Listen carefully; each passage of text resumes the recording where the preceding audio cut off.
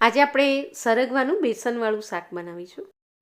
આ શાક ખૂબ જ હેલ્ધી બને છે અને સ્વાદમાં પણ એ ખૂબ જ સરસ લાગે છે. સરગવામાં ઘણા બધા ઔષધીય ગુણો રહેલા છે જે આપણા શરીર માટે ખૂબ જ ગુણકારી છે.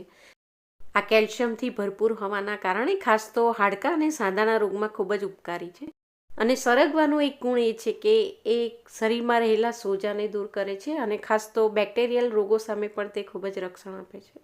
શાક બનાવવા માટે અહીં મેં 250 ગ્રામ જેટલો તાજો સરગવો લીધો છે અને સરગવો આ રીતે થોડોક જાડો લેશો તો એમાંથી પલ્પ સારો એવો નીકળશે. તો અહીં સરગવાના આપણે થોડાક મોટી સાઇઝના 2 થી 2.5 ઇંચ જેટલા આપણી આંગળીની સાઇઝ છે એટલા ટુકડા કરી લઈશું. તો સરગવાને તમે સમારશો ત્યારે એની સાથે સાથે એની ઉપરના મોટાભાગના રેસા પણ નીકળી જશે. એને આપણે પાણીથી ધોઈને પહેલાં બરોબર સાફ કરી લઈશું.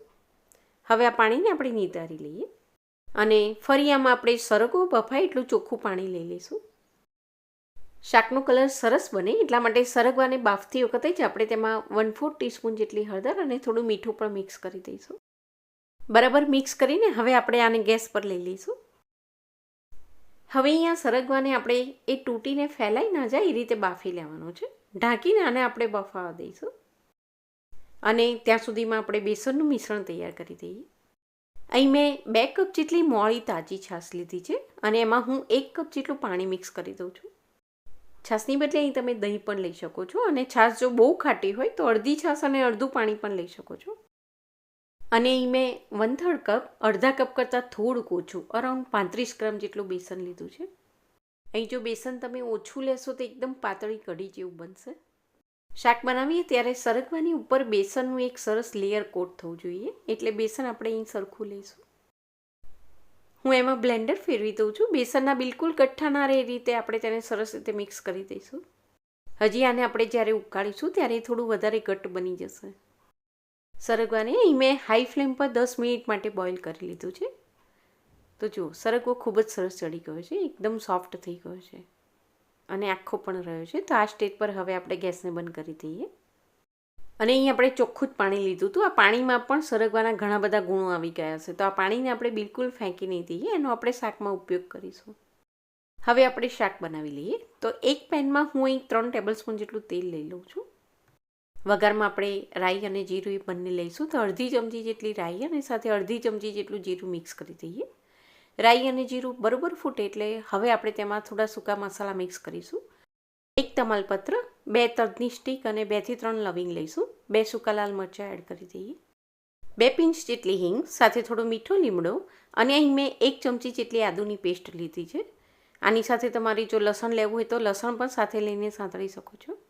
અહીં મેં 2 લીલા મોળા મરચાંને બારીક સમારી લીધા છે. હવે તેલમાં થોડીક વાર માટે આ બધું જ આપણે સરસ રીતે સાંતળી લઈશું. સરગવાને બાફતી વખતે જ આપણે તેમાં થોડી હળદર પણ મિક્સ કરેલી અને બાકીની 1/4 ટીસ્પૂન જેટલી હળદર હું અત્યારે વઘારની અંદર મિક્સ કરી દઉં છું. અને અહીં વઘારની અંદર જ આપણે લાલ મરચું પણ મિક્સ કરી દઈશું, એનાથી શાકનો કલર ખૂબ જ સરસ બનશે. હવે બાફેલા સરગવામાંથી બધું પાણી નિતારીને આપણે તેને વઘારમાં મિક્સ કરી દઈશું.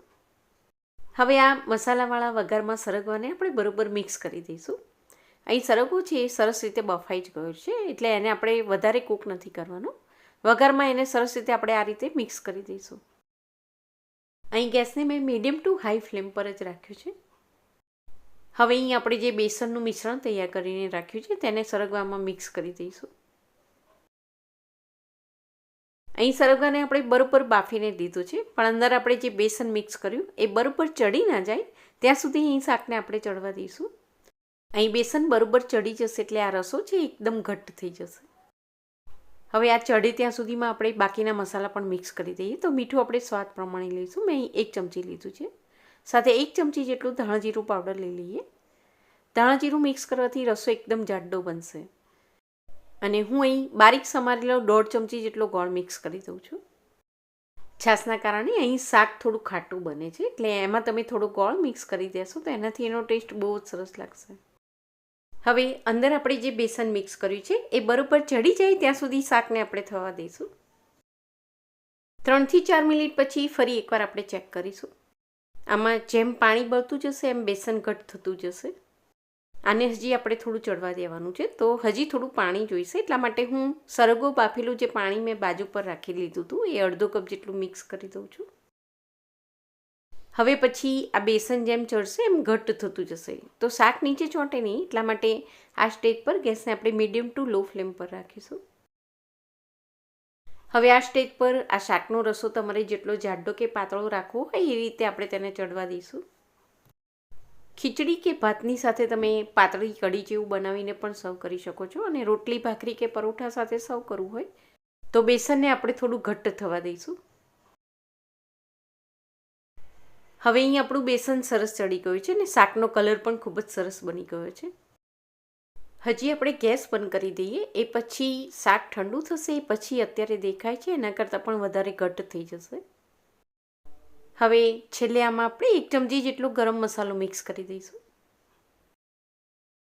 આમાં ગરમ મસાલો જો તમે પહેલેથી મિક્સ કરી દેશો તો શાકનો કલર એનાથી થોડો બ્લેક થઈ જશે, એટલે મસાલો આ રીતે આપણે છેલ્લે જ મિક્સ કરીશું.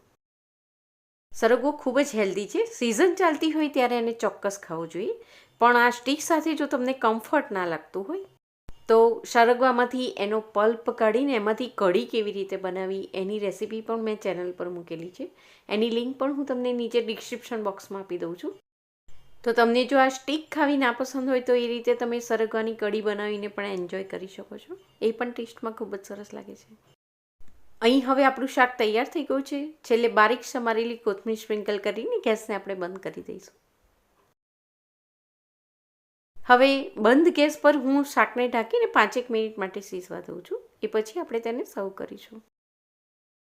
ગેસ બંધ કર્યા પછી શાકને થોડીક વાર માટે સીઝવા દેશો એટલે રસો થોડો ઘટ્ટ થઈ જશે. હજી આ ઠંડો થશે એટલે વધારે ઘટ્ટ થશે. આપણે તેને ગરમા ગરમ સર્વ કરીએ. તો સરગવાનું શાક આવી રીતે તમે બેસન મિક્સ કરીને બનાવો તો બેસન પણ પ્રોટીનનો ઉત્તમ સ્ત્રોત છે, એટલે આ શાક છે એ પ્રોટીન રીચ એકદમ હેલ્ધી બને છે અને એકદમ ટેસ્ટી પણ બને છે. તમે જરૂરથી બનાવીને એકવાર ટ્રાય કરજો. ફરી મળીશું બીજી આવી એક નવી જ રેસીપી સાથે. Thank you.